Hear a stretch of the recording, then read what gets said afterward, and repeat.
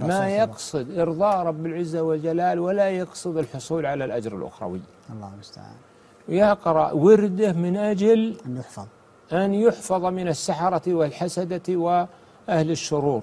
يا أخي اقرأه ليرضى الله عنك، ربك الذي خلقك خله يرضى عنك. الله المستعان. كذلك انوى أن تحصل على أجر الآخرة بهذا الذكر، وما جاء تبعا من الحفظ ومن ابتعاد هذه الشرور عنك ليكن تابعا. لا إله. أعظم ما بلينا به أن نقصد بأعمالنا الدنيا، وإذا وصل ذلك إلى العبادات في الدعاء وفي الذكر، وبعض حتى يصل إلى الصلاة.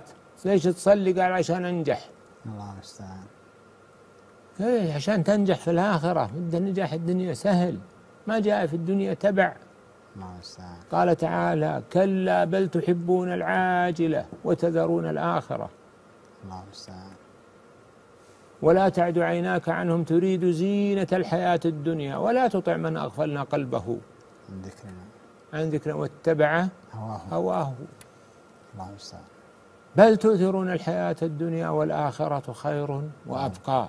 من كان يريد العاجلة عجلنا له فيها ما نشاء لمن نريد ثم جعلنا له جهنم يصلاها مذموما مدحورا.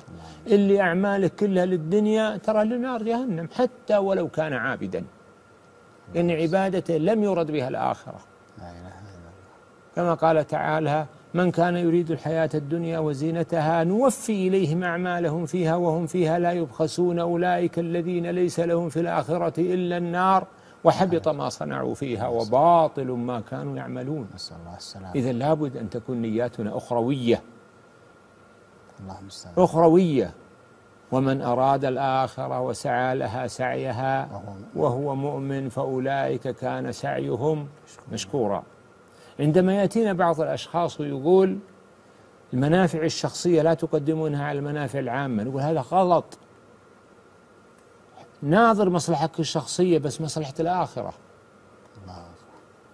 متى نظرت إليها جاءت المصالح الدنيوية العامة والخاصة وكل شيء.